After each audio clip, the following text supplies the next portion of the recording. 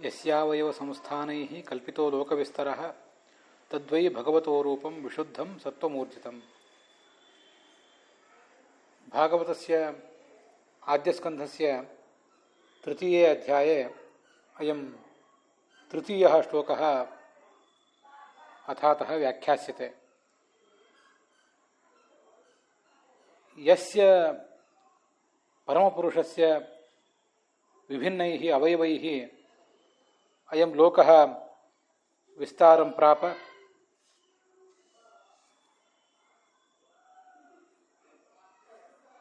ಯಸ್ಯ ಚ ಕ್ಷೀರಸಾಗರೇ ಶಯಾನಸ್ಯ ತತ್ರೈವ ಚ ಯೋಗನಿದ್ರಾಂ ವಿತನ್ವತಃ ನಾಭಿಹೃದ ಕಮಲಾತ್ ಪ್ರಜಾಪತೀನಾಂ ಪತಿಃ ಬ್ರಹ್ಮ ಆವಿರ್ಬಭೂವ. ತಸ್ಯ ಭಗವತಃ ರೂಪಮೇವ ಬಲಜ್ಞಾನ ಸಮಾಹಾರ ರೂಪಂ ಶುದ್ಧಂ ಊರ್ಜಿತಂ ಚ. ಏತಾದೃಶಮೇವ ಮಹದಾದಿಭಿಃ ಸಂಭೂತಂ ಷೋಡಶಕಲಂ ಪೌರುಷಂ ರೂಪಂ ಭಗವಾನ್ ಆದೌ ಲೋಕಂ ಸೃಷ್ಟುಕಾಮಃ ಅಗ್ರಹೀತ್.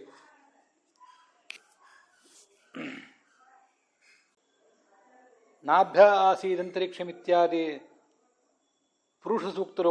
ಪುರುಷಸೂಕ್ತೋಕ್ತರೀತ್ಯ ಭಗವತಃ ವಿಭಿನ್ನೈಃ ಶಿರಃ ಪ್ರಭೃತಿಭಿಃ ಪಾದಾಂತೈಃ ಅವಯವೈರೇವ ಇಮೇ ಚತುರ್ದಶ ಲೋಕಾಃ ಉದಪಾದ್ಯಂತ. ಇದಂ ಚ ಭಗವತಃ ರೂಪಂ ವಿಶುದ್ಧಂ ದೋಷರಹಿತಂ ಸತ್ವಂ. ಸತ್ವಮಿತಿ ಶುದ್ಧಸತ್ವಾತ್ಮಕಂ ಇತಿ ನಾರ್ಥಃ. ಪರಂತು ಬಲಜ್ಞಾನ ಸಮಾಹಾರಃ ಸತ್ವಮಿತ್ಯಭಿಧೀಯತೆ ಇತಿ ಮಾತ್ಸೆ ಪುರಾಣೆ ಯತ್ ಭಗವಾನೇವ ವ್ಯಾಸಃ ಆಹ ತನ್ಮಾರ್ಗೇಣ ಅತ್ರಾಪಿ ಸತ್ವಮಿತ್ಯಸ್ಯ ಬಲಜ್ಞಾನ ಸಮಾಹಾರ ರೂಪಮಿದಂ ಭಗವತಃ ಮತ್ಸ್ಯಕೂರ್ಮಾದಿರೂಪಂ ರಾಮಕೃಷ್ಣಾದ್ಯಂತಂ ಇತಿ ಅನುಸಂಧೀಯೇತ. 1ನೇ ಸ್ಕಂದದ 3ನೇ ಅಧ್ಯಾಯದ 3ನೇ ಶ್ಲೋಕವನ್ನು ನಾವೀಗ ನೋಡಬೇಕು. ಆ ಭಗವಂತನ ವಿರಾಟ್ ರೂಪದ ಅವಯವಗಳಿಂದ 14 ಲೋಕಗಳು ಕೂಡ ಹುಟ್ಟಿದವು. ಆ ಲೋಕಗಳು ಹುಟ್ಟಿದ್ದು ಆ ಅವಯವಗಳಿಂದ ಅಷ್ಟೇ ಅಲ್ಲ, ಆ ಎಲ್ಲ ಲೋಕಗಳಿಗೆ ಆ ಭಗವಂತನ ಅವಯವಗಳೇ ಆಶ್ರಯನೂ ಆಗಿವೆ. ಆ ರೂಪ ದೋಷರಹಿತ ಮತ್ತು ಅದು ಬಲಜ್ಞಾನ ಎಂಬ ಗುಣಗಳ, ಬಲಜ್ಞಾನ ಮೊದಲಾದ ಗುಣಗಳ ಸಮ್ಮಿಶ್ರಣದ ರೂಪ. ಅದು ಅತ್ಯಂತ ಶ್ರೇಷ್ಠವಾದ ರೂಪ. ಇಂಥದ ಆ ಪುರುಷ ರೂಪವನ್ನೇ ಜಗತ್ತನ್ನು ಸೃಷ್ಟಿಸಬೇಕೆಂಬ ಬಯಕೆಯಿಂದ ಪರಮಪುರುಷ ಹಿಂದೆ ಸ್ವೀಕಾರ ಮಾಡಿದ್ದ.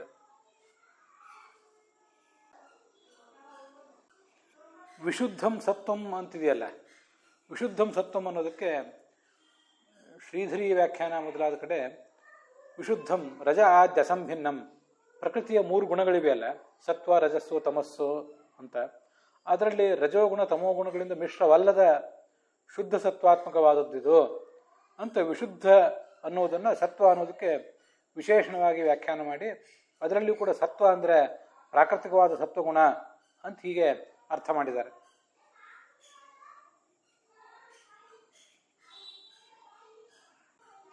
ಶ್ರೀಧರಿ ವ್ಯಾಖ್ಯಾನದ ಪ್ರಕಾರ ಸತ್ವ ಅನ್ನುವ ವಿಶೇಷ್ಯಕ್ಕೆ ವಿಶುದ್ಧ ಮತ್ತು ಊರ್ಜಿತ ಇವೆರಡು ಕೂಡ ವಿಶೇಷಣ. ಊರ್ಜಿತ ಅಂದರೆ ನಿರತಿಶಯ ಅಂತ ಅದರ ಅರ್ಥ. ಶುದ್ಧ ಸತ್ವಮಯಂ ಅಂತಲೇ ವೀರರಾಘವರ ವ್ಯಾಖ್ಯಾನವು ಕೂಡ ಕಾಣಿಸ್ತದೆ. ಶರೀರ ಅವಯವ ಪರಿಣಾಮೈ ದೇವಮನುಷ್ಯಾದಿ ಲೋಕ ವಿಸ್ತಾರ ಕೃತಃ ಇತ್ಯರ್ಥಃ. ಇದು ರಾಧಾಕೃಷ್ಣರ ವ್ಯಾಖ್ಯಾನ.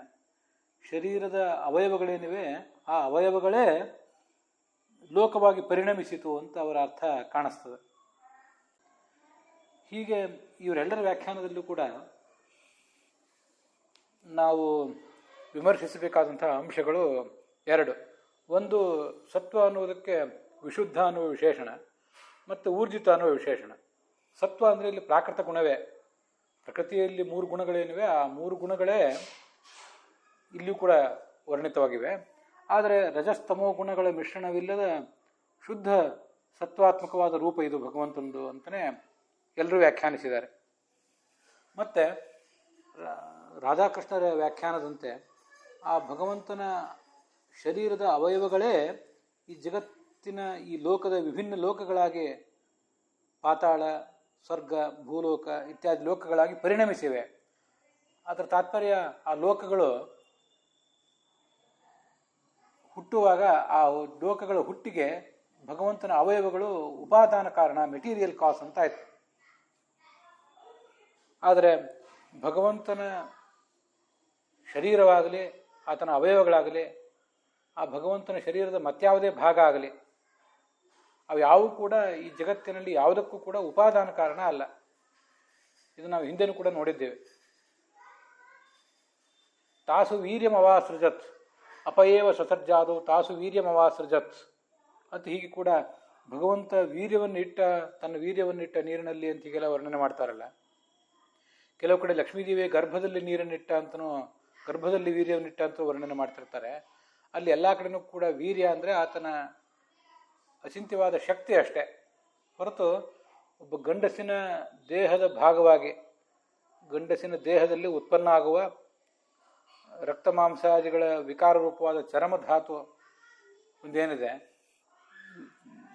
ಸೆಮನ್ ಅಥವಾ ವೀರ್ಯ, ತೇಜಸ್ಸು ಅಂತ ಏನು ಹೇಳ್ತಾರೆ, ಅಂಥ ವೀರ್ಯ ಭಗವಂತನದಲ್ಲ. ಭಗವಂತನ ದೇಹದ ಯಾವ ಭಾಗವೂ ಕೂಡ ಈ ಜಗತ್ತಿನಲ್ಲಿ ಯಾವುದಕ್ಕೂ ಕೂಡ ಉಪಾದಾನ ಕಾರಣ, ಮೆಟೀರಿಯಲ್ ಕಾಸ್ ಅಲ್ಲ. ಅದರ ಅರ್ಥ ಯಾವ ಭಾಗದಿಂದಲೂ, ಭಗವಂತನ ದೇಹದ ಯಾವ ಭಾಗದಿಂದಲೂ ಯಾವ ಕಣದಿಂದಲೂ ಈ ಜಗತ್ತು ಪರಿಣಾಮಗೊಂಡು ಹುಟ್ಟಿಲ್ಲ. ಮಣ್ಣು ಹೇಗೆ ಗಡಿಗೆಯಾಗಿ ಪರಿಣಾಮಗೊಂಡು ಹುಟ್ಟುತ್ತದೆ, ಒಂದು ಬಂಗಾರದ ಆಭರಣವಾಗಿ ಹೇಗೆ ಪರಿಣಾಮಗೊಳ್ಳುತ್ತದೆ, ಹಾಗೆ ಪರಿಣಾಮಗೊಂಡಿಲ್ಲ ಈ ಜಗತ್ತು ಅಂತನ್ನುವುದು ತತ್ವವಾದ ಆಚಾರ್ಯರ ಸಿದ್ಧಾಂತ. ಕೇವಲ ಆ ಅವಯವಗಳೆಲ್ಲವೂ ಕೂಡ ಭಗವಂತನ ಅವಯವಗಳಾಗಲಿ ಅಥವಾ ಅವನ ಒಟ್ಟಾರೆ ಶರೀರವಾಗಲಿ ಜಗತ್ತಿನಲ್ಲಿರುವ ಪ್ರತಿಯೊಂದಕ್ಕೂ ಕೂಡ ಕೇವಲ ನಿಮಿತ್ತ ಕಾರಣ, ಇನ್ಸ್ಟ್ರೂಮೆಂಟಲ್ ಕಾಸ್ ಅಷ್ಟೆ.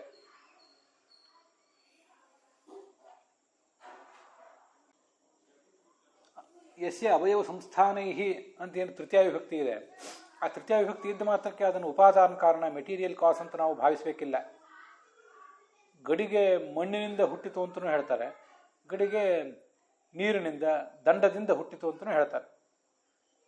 ಗಡಿಗೆ ಹುಟ್ಟಿಗೆ ದಂಡ ಕಾರಣ, ನೀರು ಕಾರಣ, ಕುಂಬಾರ ಅದಕ್ಕೆ ಕಾರಣ, ಮತ್ತು ಮಣ್ಣು ಕೂಡ ಕಾರಣ. ಮಣ್ಣಿನಿಂದ, ನೀರಿನಿಂದ, ಚಕ್ರದಿಂದ, ಚಕ್ರವನ್ನು ತಿರುಗಿಸುವಂಥ ಕೋಲಿನಿಂದ, ಕುಂಬಾರನಿಂದ ಗಡಿಗೆ ಹುಟ್ಟಿತು ಅಂತ ಎಲ್ಲ ಕಡೆಯೂ ತೃತೀಯ ವಿಭಕ್ತಿ ಪ್ರಯೋಗ ಮಾಡ್ತಾರೆ. ಆ ತೃತೀಯ ವಿಭಕ್ತಿ ಪ್ರಯೋಗ ಮಾಡಿದ್ದ ಕೂಡಲೇ ಅವೆಲ್ಲವೂ ಕೂಡ ಸಮಾನ ರೀತಿಯಲ್ಲಿ ಕಾರಣ ಅಂತ ಅರ್ಥ ಅಲ್ಲ. ಖಂಡಿತವಾಗಿಯೂ ಕುಂಬಾರ ಗಡಿಗೆ ಉಪಾದಾನ ಕಾರಣ ಅಲ್ಲ, ನಮಗಿದು ಗೊತ್ತಿದೆ. ನಮ್ಮ ಶರೀರ, ನಮ್ಮ ಸಂತಾನ, ನಮ್ಮ ಮಗ ಅಥವಾ ಮಗಳ ಶರೀರಕ್ಕೆ ಉಪಾದಾನ ಕಾರಣ ಆಗ್ತದೆ. ಹಾಗೆ ಕುಂಬಾರನ ಶರೀರ ಆ ಜಗತ್ತಿಗೆ ಉಪಾದಾನ, ಈ ಅವನು ಹುಟ್ಟಿಸುವಂಥ ಗಡಿಗೆಗೆ ಅದು ಉಪಾದಾನ ಕಾರಣ ಅಲ್ಲ, ಅದು ಕೇವಲ ನಿಮಿತ್ತ ಕಾರಣ ಮಾತ್ರ. ಕುಂಬಾರನನ್ನೂ ಕೂಡ ಅವನ ಕೈಯಲ್ಲಿರುವ ಕೋಲನ್ನು, ಅವನ ಕೈಯಲ್ಲಿರುವಂಥ ಆ ಕೋಲು ಮತ್ತು ಆ ಕೋಲು ಎಲ್ಲಿ ಸಿಕ್ಕಿಕೊಂಡಿದೆಯೋ ದಂಡವನ್ನು ಚಕ್ರಕ್ಕೆ ತಿರುಗಿಸಿ, ಚಕ್ರಕ್ಕೆ ಸಿಲುಕಿಸಿ ಆ ಚಕ್ರವನ್ನು ತಿರುಗಿಸ್ತಿರ್ತಾರೆ. ದಂಡವಾಗಲಿ ಚಕ್ರವಾಗಲಿ ಇವೆಲ್ಲವೂ ಕೂಡ ಆ ಗಡಿಗೆಗೆ ಕೇವಲ ನಿಮಿತ್ತ ಕಾರಣ ಮಾತ್ರ, ಇನ್ಸ್ಟ್ರೂಮೆಂಟ್ಗಳು ಮಾತ್ರ.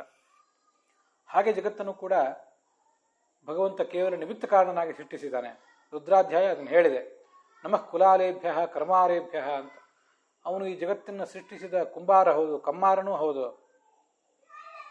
ನಮಸ್ತಕ್ಷಭ್ಯ, ಜಗತ್ತನ್ನು ಸೃಷ್ಟಿಸಿದಂಥ ಬಡಗಿಯೂ ಹೌದವನು ಅಂತ ಹೀಗೆಲ್ಲ ಹೇಳುವುದ್ರ ಉದ್ದೇಶ ಭಗವಂತ ಜಗತ್ತಿಗೆ ಕೇವಲ ನಿಮಿತ್ತ ಕಾರಣ ಹೊರತು ಉಪಾದಾನ ಕಾರಣ ಅಲ್ಲ ಅನ್ನುವುದನ್ನು ಒತ್ತಿ ಹೇಳುವುದೇ ಆಗಿದೆ. ಇಲ್ಲದೆ ಹೋದರೆ ಕುಂಬಾರ, ಕಮ್ಮಾರ, ಬಿಡಗರವನು ಅಂತ ಹೀಗೆ ಉದಾಹರಣೆ ಕೊಡಬೇಕಾದ ಭಗವಂತನ ಕರ್ತೃತ್ವವನ್ನು ಉದಾಹರಣೆಗಳ ಮೂಲಕ ವರ್ಣಿಸಬೇಕಾದಂಥ ಅಗತ್ಯ ಇರ್ತಿರಲಿಲ್ಲ. ಆದ್ದರಿಂದ ಭಗವಂತ ಖಂಡಿತವಾಗಿಯೂ ಕೇವಲ ನಿಮಿತ್ತ ಕಾರಣ ಮಾತ್ರ ಜಗತ್ತಿಗೆ.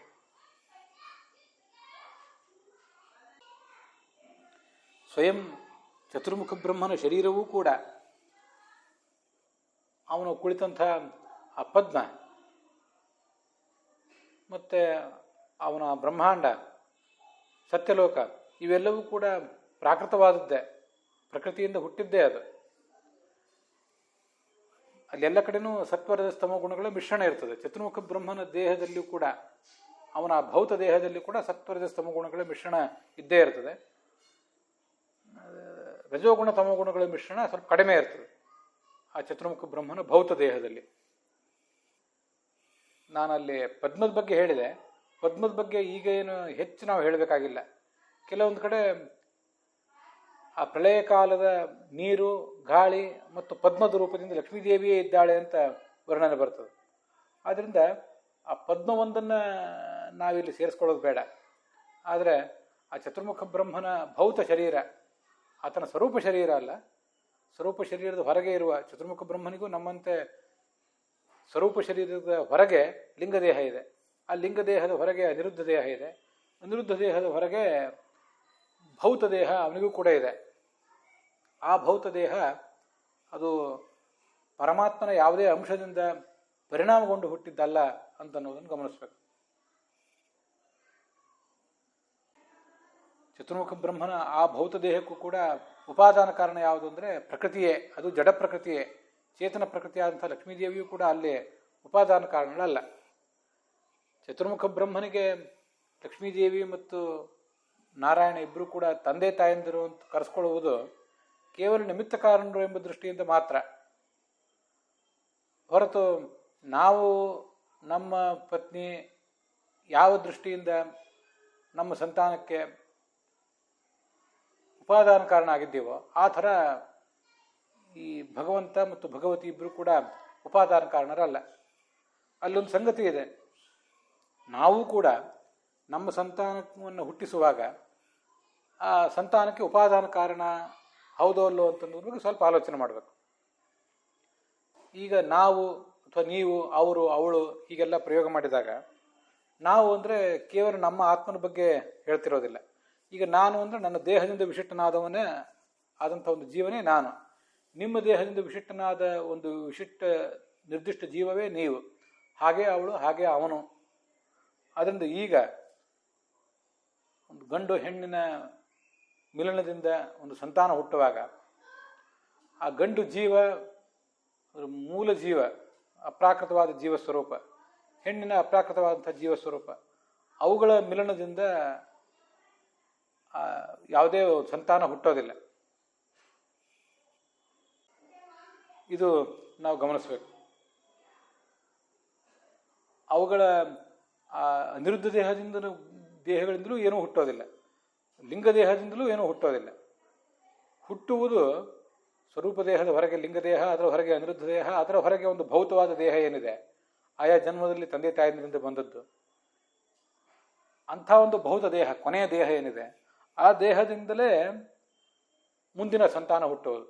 ಆದರೆ ಆ ದೇಹ ಒಂದೇ ಕೆಲಸ ಮಾಡೋದಿಲ್ಲ. ಯಾಕಂದರೆ ದೇಹ ಜಡ ಆದ್ದರಿಂದ ದೇಹದ ಒಳಗೆ ಒಂದು ಹೆಣ್ಣು ಇರಬೇಕು, ಇನ್ನೊಂದು ದೇಹದ ಒಳಗೆ ಒಂದು ಹೆಣ್ಣು ಇರಬೇಕು. ಹೀಗೆ ಗಂಡು ಜೀವ ಹೆಣ್ಣು ಜೀವಗಳು ತಮ್ಮ ತಮ್ಮ ದೇಹದಲ್ಲಿ ಇದ್ದಾಗ ಆ ದೇಹಗಳ ಮಿಲನದಿಂದ, ದೇಹಗಳು ಮತ್ತು ಜೀವಗಳು, ಜೀವ ವಿಶಿಷ್ಟವಾದ ಆ ದೇಹಗಳೇ ಮಿಲನ ಹೊಂದಲಿಕ್ಕೆ ಸಾಧ್ಯ. ಮತ್ತು ದೇಹ ವಿಶಿಷ್ಟಗಳಾದಂಥ ಜೀವಗಳೇ ಮಿಲನ ಹೊಂದಲಿಕ್ಕೂ ಕೂಡ ಸಾಧ್ಯ. ದೇಹ ಇಲ್ಲದೆ ಹೋದ ಜೀವಗಳಿಗೂ ಕೂಡ ಇಲ್ಲಿ ಮಿಲನ ಮಾಡಲಿಕ್ಕೆ ಬರೋದಿಲ್ಲ ಈಗಿನ ಅವಸ್ಥೆಯಲ್ಲಿ. ಹಾಗೆ ಜೀವಗಳಿಲ್ಲದೆ ಹೋದರೆ ದೇಹವು ಕೂಡ ಜಡ ಆಗುವುದರಿಂದ ಅದು ಕೂಡ ಮಿಲನ ಹೊಂದಲಿಕ್ಕೆ ಸಾಧ್ಯ ಇಲ್ಲ. ಹಾಗೆ ಸಂತಾನವನ್ನು ಹುಟ್ಟಿಸ್ಲಿಕ್ಕೂ ಕೂಡ ಸಾಧ್ಯ ಇಲ್ಲ. ಆದ್ದರಿಂದ ಈಗ ನಾವು ನೋಡುವಂಥ ಜಗತ್ತಿನಲ್ಲಿ ಪ್ರಾಣಿ, ಪಕ್ಷಿ ಮನುಷ್ಯ ಯಾವುದೇ ಇರಲಿ, ಹಾಗೆ ದೇವತೆಗಳಿರಲಿ, ಋಷಿಗಳಿರಲಿ, ಪಿತೃಗಳಿರಲಿ, ಚಕ್ರವರ್ತಿಗಳಿರಲಿ, ಮನುಷ್ಯೋತ್ತಮರಿರಲಿ, ಭೂತ ಪ್ರೇತ ಪಿಶಾಚ ಮೊದಲಾದಂಥ ತಮೋಯೋಗಿರಾದಂಥ ಜೀವರಿರಲಿ, ನಿತ್ಯ ಸಂಸಾರಿಗಳಾದಂಥ ಜೀವರಿರಲಿ, ಎಲ್ಲಿಯಾದರೂ ಕೂಡ ಒಂದು ಸಂತಾನ ಹುಟ್ಟಿದರೆ ಆ ದೇಹದೊಳಗೆ ಒಂದು ಜೀವ ಇದೆ. ಆ ಜೀವ ಚೇತನವಾಗಿ ಆ ದೇಹವನ್ನು ಪ್ರೇರಿಸ್ತದೆ. ಆ ದೇಹದಿಂದ, ಆ ಹೆಣ್ಣಿನ ದೇಹದಿಂದ, ಗಂಡಿನ ದೇಹದಿಂದ ಒಂದು ಸಂತಾನ ಹುಟ್ಟೋದು. ಅದು ಕೂಡ ಸಂತಾನ ಹುಟ್ಟುವಾಗ ಸಂತಾನದ ಆ ಮಗು, ಆ ಹೆಣ್ಣು ಮಗು ಅಥವಾ ಗಂಡು ಮಗು ಏನೋ ಒಂದು ಜೀವ ಇದೆ, ಆ ಜೀವದ ದೇಹ ಮಾತ್ರ ಹುಟ್ಟೋದು. ಇದನ್ನು ಯಾವತ್ತೂ ಕೂಡ ಗಮನಿಸಬೇಕು. ನಮ್ಮ ದೇಹದಿಂದ, ಪತಿಪತ್ನಿಯರ ದೇಹದಿಂದ ಶಿಶುವಿನ ದೇಹ ಹುಟ್ಟೋದು ಹೊರತು ಶಿಶುವಿನ ಆತ್ಮ ಹುಟ್ಟುವುದಲ್ಲ. ಶಿಶುವಿನ ಆತ್ಮ, ಗಂಡ ಹೆಂಡಂದಿರದ ಆತ್ಮ ಹೇಗೆ ಅನಾದಿಯೋ ಹಾಗೆ ಇದು ಕೂಡ ಅನಾದಿ, ನಿತ್ಯ. ಆದ್ದರಿಂದ ಆತ್ಮವನ್ನು ಹುಟ್ಟಿಸಲಿರುವ ಅಗತ್ಯವೂ ಇಲ್ಲ, ಹುಟ್ಟಿಸ್ಲಿಕ್ಕೆ ಸಾಧ್ಯವೂ ಆಗೋದಿಲ್ಲ. ಹುಟ್ಟುವುದು ಆ ಶಿಶುವಿನ ದೇಹ ಮಾತ್ರ. ಶಿಶುವಿನ ದೇಹಕ್ಕೆ ತಂದೆ ತಾಯಂದಿರ ದೇಹ ಅಂತನ್ನುವುದು ಉಪಾದಾನ ಕಾರಣವಾಗಿದೆ. ತಂದೆಯಿಂದ ಒಂದು ಅಂಶ, ತಾಯಿಯಿಂದ ಒಂದು ಅಂಶ ಬಿಡುಗಡೆಗೊಂಡಾಗ ಅದು ಆ ಶಿಶುವಿನ ದೇಹವಾಗಿ ಪರಿಣಾಮ ಹೊಂದುತ್ತದೆ. ನಮಗಿದು ಗೊತ್ತಿದೆ. ಆದ್ದರಿಂದ ನಮ್ಮ ದೇಹ ಶಿಶುವಿನ ದೇಹಕ್ಕೆ ಉಪಾದಾನ ಕಾರಣ. ನಾವು ಒಳಗಿರುವ ಜೀವ ಅದು ಕೂಡ ಕೇವಲ ನಿಮಿತ್ತ ಕಾರಣವೇ. ಆದರೂ ನಾವು ನಮ್ಮ ಸಂತಾನಕ್ಕೆ ಉಪಾದಾನ ಕಾರಣ ಅಂತ ಕೆಲವು ಕಡೆ ವ್ಯವಹಾರ ಮಾಡ್ತೇವೆ. ಯಾಕೆಂದರೆ ನಾವು ಅಂದರೆ ಶರೀರವನ್ನು ಬಿಟ್ಟು ನಾವಿಲ್ಲ. ನಮ್ಮನ್ನು ಬಿಟ್ಟು ಶರೀರ ಹೇಗಿಲ್ವೋ ಹಾಗೆ ಶರೀರವನ್ನು ಬಿಟ್ಟು ಕೂಡ ನಾವಿಲ್ಲ ಈಗಿನ ಸಂಸಾರದ ಸ್ಥಿತಿಯಲ್ಲಿ. ಹಾಗೆ ಆ ಮಗುವು ಕೂಡ ಶರೀರವನ್ನು ಬಿಟ್ಟು ಮಗು ಇಲ್ಲ, ಆ ಜೀವವನ್ನು ಬಿಟ್ಟು ಆ ಮಗುವಿನ ಶರೀರವು ಕೂಡ ಇರೋದು ಸಾಧ್ಯ ಇಲ್ಲ. ಆದ್ದರಿಂದ ಇಲ್ಲಿ ನಮ್ಮ ದೇಹ ಮತ್ತು ನಾವು ತುಂಬ ಗಾಢವಾಗಿ ಅಂಟಿಕೊಂಡಿದ್ದೇವೆ ಎಲ್ಲರೂ ಕೂಡ ಈ ಜಗತ್ತಿನಲ್ಲಿ. ಮುಕ್ತಿಯೋಗ್ಯರು ಹಾಗೆ ನಿತ್ಯ ಸಂಸಾರಿಗಳು, ತಮೋಯೋಗ್ಯರು ಎಲ್ಲರೂ ಕೂಡ ಗಾಢವಾಗಿ ಅಂಟಿಕೊಂಡಿದ್ದೇವೆ. ಆದ್ದರಿಂದ ನಾವು ನಮ್ಮ ಸಂತಾನಕ್ಕೆ ಉಪಾದಾನ ಕಾರಣ ಅಂತ ಹೇಳ್ತೇವೆ. ಅದು ಕೂಡ ಶಾಸ್ತ್ರೀಯ ದೃಷ್ಟಿಯಿಂದ ಅಷ್ಟು ಸರಿಯಾದ ಮಾತಲ್ಲ. ನಮ್ಮ ದೇಹ ಶಿಶುವಿನ ದೇಹಕ್ಕೆ ಉಪಾದಾನ ಕಾರಣ ಅಷ್ಟೆ. ಆದರೆ ಭಗವಂತನನ್ನು ವಿಚಾರಕ್ಕೆ ಸಂಬಂಧಪಟ್ಟಂತೆ ಭಗವಂತನ ದೇಹವೂ ಕೂಡ ಇನ್ನೊಂದು ಯಾವುದಕ್ಕೋ ಜಗತ್ತಿಗೋ ಅಥವಾ ಚತುರ್ಮುಖ ಬ್ರಹ್ಮನ ಭೌತ ದೇಹಕ್ಕೋ ಉಪಾದಾನ ಕಾರಣ ಅಲ್ಲ. ಅದನ್ನೇ ಈ ಹಿಂದೆ ನಾವು ದೇಹ ದೇಹಿ ಭಿದಾಚೈವ ಅಂತೆಲ್ಲ ನೋಡಿರೋದು. ನಮಗೆ ನಾವು ಅಂದರೆ ಸ್ವರೂಪ ದೇಹ, ಅದರ ಹೊರಗೆ ಒಂದು ಲಿಂಗದೇಹ, ಅದರ ಹೊರಗೆ ಅನಿರುದ್ಧ ದೇಹ, ಅದರೊಳಗೊಂದು ಹೊರಗೆ ಒಂದು ಭೌತ ದೇಹ ಇದೆ. ಇಷ್ಟು ನಮಗೆಲ್ಲ ಇದ್ದೇ ಇದೆ. ಆದರೆ ಪರಮಾತ್ಮನಿಗೆ ಅವನ ಸ್ವರೂಪ ದೇಹವನ್ನು ಬಿಟ್ಟರೆ ಹೊರಗೆ ಲಿಂಗದೇಹ, ಅನಿರುದ್ಧ ದೇಹ ಮತ್ತು ಭೌತ ದೇಹ ಅದು ಅವನಿಗೆ ಇಲ್ಲವೇ ಇಲ್ಲ. ಅವನಿಗಿರುವುದೊಂದು ಸ್ವರೂಪ ದೇಹ ಮಾತ್ರ. ಆ ಸ್ವರೂಪ ದೇಹ ದೇಹಿಯಾದ ಪರಮಾತ್ಮನಿಗಿಂತ ಭಿನ್ನ ಅಲ್ಲ. ಅದು ದೇಹ ದೇಹಿ ಭಿದಾಚಾತ್ರ ನೇಶ್ವರೇ ವಿದ್ಯತೆ ಕ್ವಚಿತ್ ಅಂತ ಹಿಂದೆ ಕೂರ್ಮ ಪುರಾಣದಲ್ಲಿ ಬಂದ ಮಾತನ್ನು ನಾವು ನೋಡಿದ್ದೇವೆ. ಕೂರ್ಮ ಅಲ್ಲ, ಮಹಾವರಾಹ ಪುರಾಣದಲ್ಲಿ.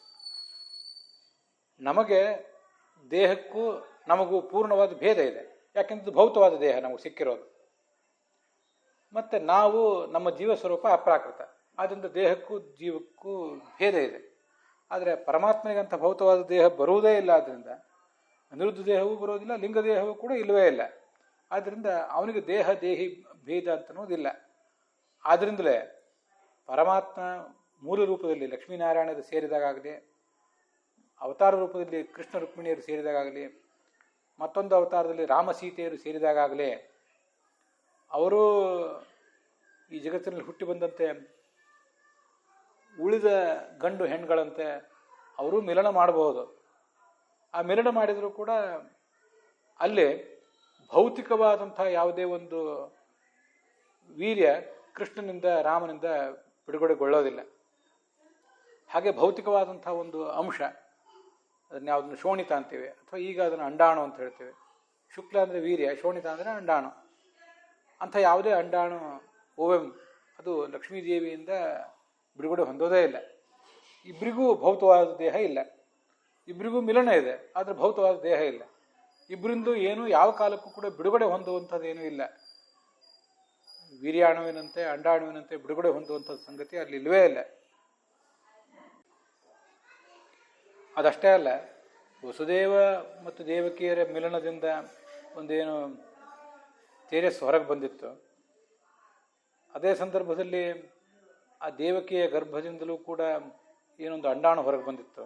ಅವುಗಳ ಮಿಲನದಿಂದ ಹುಟ್ಟಿದ್ದಲ್ಲ ರಾಮರೂಪ. ಹಾಗೆ ಕೃಷ್ಣ ರೂಪವು ಕೂಡ ರಾಮರೂಪವು ಹಾಗೆ ಹುಟ್ಟಿದ್ದಲ್ಲ. ಅದು ಭಾಗವತದಲ್ಲೇ ಸ್ಪಷ್ಟ ಇದೆ, ಮುಂದೆ ಆ ವಿಷಯ ಬರ್ತದೆ. ವಸುದೇವ ದೇವಕಿಯರ ಮಿಲನವೂ ನಡೆದಿತ್ತು ಕೃಷ್ಣಾವತಾರಕ್ಕಿಂತ ಪೂರ್ವಭಾವಿಯಾಗಿ. ಆ ದೇವಕಿ ಮತ್ತು ವಸುದೇವರ ಆ ಶುಕ್ರ ಶೋಣಿತಗಳು ಪರಸ್ಪರ ಸಮ್ಮಿಶ್ರವೂ ಆಗಿದ್ದವು. ಇನ್ನೊಂದು ದೇಹ ಹುಟ್ಟಲಿಕ್ಕೆ ಬೇಕಾದಂತಹ ಸಿದ್ಧತೆಯೂ ಅಲ್ಲಿ ನಡೆದಿತ್ತು. ಆದರೆ ಸ್ವಯಂ ಭಗವಂತ ಅಲ್ಲಿಗೆ ಬಂದು ಆ ಭೌತವಾದ ಅಂಶವನ್ನು, ತಂದೆ ತಾಯಂದಿರಿಂದ ಬಿಡುಗಡೆಗೊಂಡಂತಹ ಅಂಶವನ್ನು ನಾಶ ಮಾಡಿ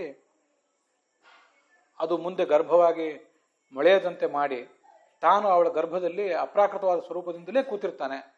ಅಪ್ರಾಕೃತವಾದ ಸ್ವರೂಪದಿಂದಲೇ 9 ತಿಂಗಳು ಅಲ್ಲಿ ಕೂತಿದ್ದು ಅವನು ಹೊರಗೆ ಬರ್ತಾನೆ. ಅವನು ಅಪ್ರಾಕೃತವಾದ ಸ್ವರೂಪದಿಂದ ಆ ದೇವಿಕೆಯ ಗರ್ಭದಲ್ಲೇ ಕೂತಿದ್ರು, ಕೌಸಲ್ಯ ಗರ್ಭದಲ್ಲೇ ಕೂತಿದ್ರು, ಕಂಬದಲ್ಲೇ ಕೂತಿದ್ರು, ಗರ್ಭದ ಒಳಗೂ ಹೊರಗೂ ಕೂತಿದ್ರು. ಎಲ್ಲಿ ಕೂತಿದ್ರು ಅವನಿಗೆ ಅದರಿಂದ ಏನು ವ್ಯತ್ಯಾಸ ಇಲ್ಲ. ಅಂತೂ ಅಪ್ರಾಕೃತ ರೂಪದಿಂದ ಒಳಗೂ ಇದ್ದಾನೆ, ಹೊರಗೂ ಇದ್ದಾನೆ. ಅಂತರ್ಬಹಿಶ್ಚ ತತ್ಸರ್ವಂ ವ್ಯಾಪ್ಯ ನಾರಾಯಣ ಸ್ಥಿತ ಅಂತ ಹೇಳುವಾಗ ಎಲ್ಲ ಕಡೆಯೂ ಕೂಡ ಅಪ್ರಾಕೃತ ರೂಪದಿಂದಲೇ ಅವನಿದ್ದಾನೆ ಹೊರತು ಪ್ರಾಕೃತ ರೂಪವನ್ನು ಅವನು ಎಲ್ಲೂ ಸ್ವೀಕಾರ ಮಾಡೋದೇ ಇಲ್ಲ. ಅವನಾಗಲಿ ಅವನ ಪತ್ನಿಯಾಗಲಿ ಮಿಲನ ಮಾಡಿ ಜಗತ್ತನ್ನು ಸೃಷ್ಟಿಸುವಾಗ ಅಲ್ಲಿಯೂ ಕೂಡ ಭೌತವಾದ ಅಂಶ ಇಲ್ಲ.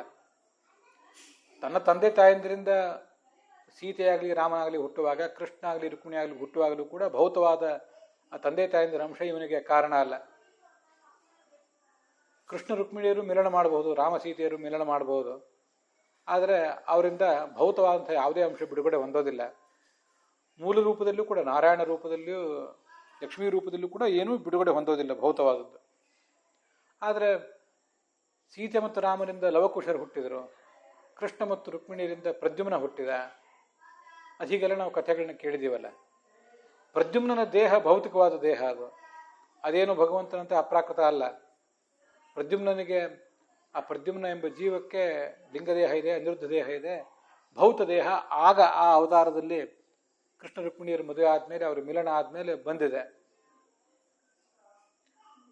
ಹೀಗೆ ಅವನು 11,77,189 ಮಕ್ಕಳನ್ನು ವಿಶೋಕನವರೆಗೆ, ಕುಬ್ಜೆಯಲ್ಲಿ ವಿಶೋಕ ಹುಟ್ಟಿದ್ರಲ್ಲ ಅಲ್ಲಿಯವರೆಗೆ ಇಷ್ಟನ್ನೆಲ್ಲ ಅವನು ಹುಟ್ಟಿಸೇ ಇದ್ದಾನೆ. 10 ಲಕ್ಷ ಜನರನ್ನು ಅವನು ನಾರಾಯಣ ಸೈನ್ಯ ಎಂಬ ಹೆಸರಿನಿಂದ ಹುಟ್ಟಿಸಿದ್ದ.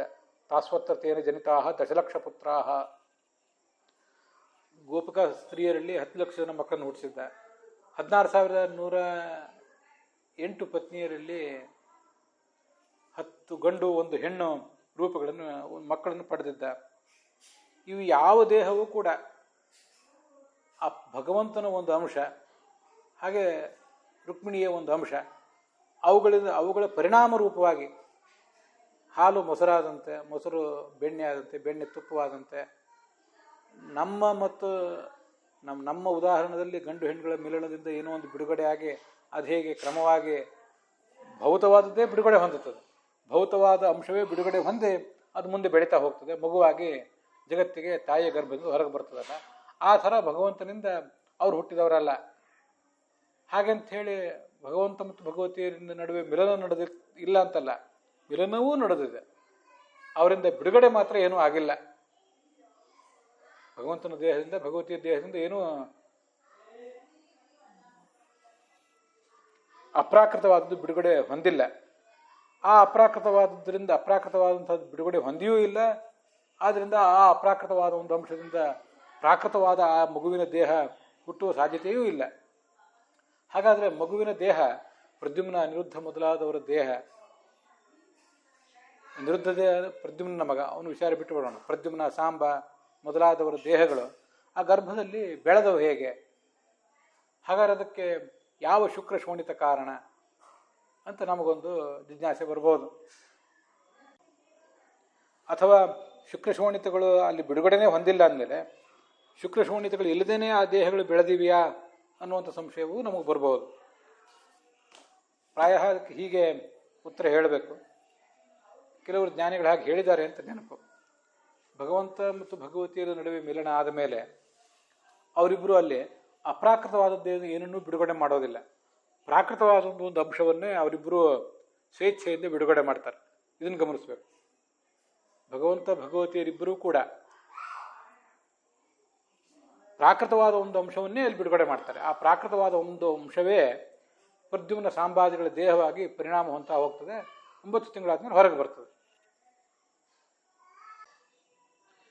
ಮಮ್ಮ ಯೋನಿರ್ಮಹದ್ ಬ್ರಹ್ಮ ತಸ್ಮಿನ್ ಗರ್ಭಂ ದಧಾಮ್ಯಹಂ ಸಂಭವ ಸರ್ವಭೂತಾನಾಂ ತಥೋ ಭವತಿ ಭಾರತ ಅಂತ ಭಗವಂತ ಹೇಳ್ತಾನಲ್ಲ 14ನೇ ಅಧ್ಯಾಯದಲ್ಲಿ. ಲಕ್ಷ್ಮೀದೇವಿ ನನ್ನ ಪತ್ನಿ, ಅವಳ ಗರ್ಭದಲ್ಲಿ ನಾನು ವೀರ್ಯವನ್ನು ಇಡ್ತೇನೆ ಅಂತ ಹೇಳ್ತಾನೆ. ಅಥವಾ ತಸ್ಮಿನ್ ಗರ್ಭಂ ದದಾಮ್ಯಹಂ, ನಾನು ಅವಳಲ್ಲಿ ಗರ್ಭವನ್ನು ಇಡ್ತೇನೆ ಅಂತ. ಇಂಥದೇ ಒಂದು ಉದಾಹರಣೆ ಮುಂದೆ ಭಾಗವತದಲ್ಲೂ ಬರೋದಿದೆ. ಅವಳಲ್ಲಿ ಭಗವಂತ ಗರ್ಭವನ್ನು ಇಡುವುದು ಅಥವಾ ವೀರ್ಯವನ್ನು ಇಡುವುದು ಅಂದರೆ ಅಪ್ರಾಕೃತವಾದದ್ದೇನೂ ಅವನಲ್ಲಿ ಇಡೋದಿಲ್ಲ. ಅವನು ಇಡುವುದು ಯಾವುದೋ ಭೌತವಾದ ಒಂದು ಅಂಶವನ್ನು ಅಲ್ಲಿಡ್ತಾನೆ. ಎಲ್ಲ ಪಂಚಮಹಾಭೂತಗಳು ಪ್ರಾಕೃತವಾದ ಅಂಶಗಳೆಲ್ಲವೂ ಕೂಡ ಆತನ ಕೈಯಲ್ಲೇ ಇರುವುದರಿಂದ, ಆತ ಹೇಳಿದಂತೆ ಅವೆಲ್ಲವೂ ವರ್ತಿಸುವುದನ್ನು, ಅವನ ಪ್ರೇರಣೆಯಂತೆ ಅವು ವರ್ತಿಸುವುದರಿಂದ ಪ್ರದ್ಯುಮ್ನ ಸಾಂಬ ಮೊದಲಾದವರ ಉತ್ಪತ್ತಿಗೆ ಯಾವ ಒಂದು ಪ್ರಾಕೃತವಾದ ಅಂಶ ಬೇಕೋ ಅದು ಅಲ್ಲಿ ಭಗವಂತನ ಇಚ್ಛೆಯಿಂದ ಗರ್ಭದಲ್ಲಿ ಮಳಿತಾ ಹೋಗ್ತದೆ. ಅಪ್ರಾಕೃತವಾದ ಗರ್ಭ ಭಗವತಿದು. ಅಪ್ರಾಕೃತವಾದ ಭಗವತಿಯ ಗರ್ಭದಲ್ಲಿ ಪ್ರಾಕೃತವಾದ ಒಂದು ಅಂಶ ಮೊಳೆತು 9 ತಿಂಗಳು ಕಳೆದು ಮುಂದೆ ಹುಟ್ಟುತ್ತದೆ. ಆದರೆ ಭಗವಂತನ ವೈಶಿಷ್ಟ್ಯ ಹೇಗಿರ್ತದೆ, ಹೇಗೆ ಭಗವಂತ ತಂದೆ ಅಂತ ಕಾಣಿಸ್ಕೋಬೇಕು, ಭಗವತಿ ತಾಯಿ ಅಂತ ಕಾಣಿಸ್ಕೋಬೇಕು, ಅವರ ಹೋಲಿಕೆ ಆ ಮಗುವಿಗೆ, ಹೆಣ್ಣು ಮಗುವಿಗಾದರೂ ಗಂಡು ಮಗುವಿಗಾದರೂ ಬರಬೇಕು. ಅದಕ್ಕೆ ಬೇಕಾದ ವ್ಯವಸ್ಥೆಯನ್ನೆಲ್ಲ ಅವನು ಆ ಪ್ರಾಕೃತವಾದ ಒಂದು ಅಂಶದಲ್ಲಿ ತುಂಬಿರ್ತಾನೆ. ಭಗವಂತ ಅಪ್ರಾಕೃತ ಅಂದ ಮಾತ್ರಕ್ಕೆ, ಹುಟ್ಟುವ ಶಿಶುವು ಪ್ರಾಕೃತ ಅಂದ ಮಾತ್ರಕ್ಕೆ ತಂದೆ ತಾಯಂದ್ರಿಂದ ಅವರಿಬ್ಬರು ತಂದೆ ತಾಯಂದ್ರಂತೆ ಕಾಣಬೇಕು. ಅವರಿಗೆ ಹುಟ್ಟಿದ ಮಕ್ಕಳು ಇವರು ಅಂತ ಕಾಣಿಸ್ಬೇಕಲ್ಲ ಜನರಿಗೆ. ಭಗವಂತ ಭಗವತಿ ಇಬ್ಬರು ಅಪ್ರಾಕೃತ, ಮಕ್ಕಳು ಪ್ರಾಕೃತ ಅಂತಾದಾಗ ಆ ತಂದೆ ತಾಯಂದ್ರಿಗೆ ಈ ಮಕ್ಕಳು ಏನೂ ಸಂಬಂಧ ಇಲ್ಲ, ಯಾವ ಹೋಲಿಕೆಯೂ ಇಲ್ಲ ಅಂತಾದರೆ ಜನರಿಗೆ ಮಕ್ಕಳು ತಂದೆ ತಾಯಿ ಅನ್ನುವ ಒಂದು ಸಂಬಂಧ ಕಾಣುವುದು ಹೇಗೆ? ಅದೇ ಭಗವಂತ ಮತ್ತು ಭಗವತಿಯ ಅಪ್ರಾಕೃತವಾದಂಥ ಒಂದು ಶಕ್ತಿ. ಅವರು ಆ ಪ್ರಾಕೃತವಾದ ಒಂದು ಅಂಶವನ್ನು ಅಲ್ಲಿ ಸ್ಥಾಪನೆ ಮಾಡ್ತಾರೆ. ಅದರಲ್ಲಿ ತಮ್ಮ ಒಂದು ಕಿಂಚಿತ್ ಹೋಲಿಕೆ, ಭಗವಂತನ ಭಗವತಿಯ ಪೂರ್ಣ 100% ಹೋಲಿಕೆ ಆ ಗರ್ಭದಲ್ಲಿ ಕಾಣಿಸೋದು ಸಾಧ್ಯ ಇಲ್ಲ. ಒಂದು ಕಿಂಚಿತ್ ಹೋಲಿಕೆ ಬರುವಂತೆ ಮಾಡ್ತಾರೆ. ಆ ಹೋಲಿಕೆಯನ್ನು ಪಡೆದು ಆ ಪ್ರದ್ಯುಮ್ನ ಹುಟ್ಟುತ್ತಾನೆ. ಮುಂದೆ ಪ್ರದ್ಯುಮ್ನ ಪ್ರಾಕೃತವಾದ ದೇಹದಿಂದ ಅನಿರುದ್ಧನ ಪ್ರಾಕೃತವಾದ ದೇಹ ಹುಟ್ಟುತ್ತದೆ. ಅಲ್ಲೇನು ಸಮಸ್ಯೆ ಇಲ್ಲ. ಆದ್ರಿಂದಲೇ ಅದು ಭಾಗವತದಲ್ಲಿ 10ನೇ ಸ್ಕಂದದಲ್ಲಿ ಮುಂದೆ ಬರೋದಿದೆ. ಕೃಷ್ಣನನ್ನ ಅವನ ಮಕ್ಕಳು, ಆ 106 ಜನ ಮಕ್ಕಳು ಹೇಗೆ ಎಷ್ಟು ಹೋಲ್ತಾ ಇದ್ರು ಅಂದರೆ, ಕೆಲವು ಬಾರಿ ಆ ಮಕ್ಕಳು ಅಲ್ಲೆಲ್ಲಾದರೂ ಬಂದರೆ ಅಂತಃಪುರದ ಸ್ತ್ರೀಯರು ಕೃಷ್ಣನೇ ಬಂದಿದ್ದಾನೇನೋ ಅಂತ ಭ್ರಮಿಸಿಬಿಡ್ತಿದ್ರಂತೆ. ಇದು ಆ ಭಗವಂತನ ಒಂದು ಶಕ್ತಿಯ ಕರಾಮತ್ತು. ಹಾಗೆ ಭಗವಂತ ಆ ಹೆಣ್ಣು ಗಂಡು ಮೊದಲಾದ ಮಕ್ಕಳನ್ನೂ ಹುಟ್ಟಿಸ್ತಾನೆ, ಈ 14 ಲೋಕಗಳನ್ನು ಹುಟ್ಟಿಸ್ತಾನೆ, ಎಲ್ಲವನ್ನೂ ಹುಟ್ಟಿಸ್ತಾನೆ. ಆದರೆ ತಾನು ತನ್ನ ದೇಹದ ಯಾವ ಕಣವೂ ಒಂದು ಅಂಶವೂ ಕೂಡ ಉಪಾದಾನ ಕಾರಣವಾಗಿ ಪರಿಣಾಮ ಹೊಂದಿ ಈ ಜಗತ್ತಾಗಿದ್ದಲ್ಲ ಅನ್ನೋದನ್ನು ನಾವು ತಿಳ್ಕೊಳ್ಬೇಕು. ಮತ್ತು ಅಲ್ಲಿ ಸತ್ವ ಅಂತ ಏನು ಶಬ್ದ ಬಂದಿದೆ, ಸತ್ವ ಅಂದರೂ ಕೂಡ ಅದು ಪ್ರಕೃತಿಯ 3 ಗುಣಗಳಲ್ಲಿ ಸೇರಿದ ಸತ್ವ ಅಲ್ಲ. ಅದು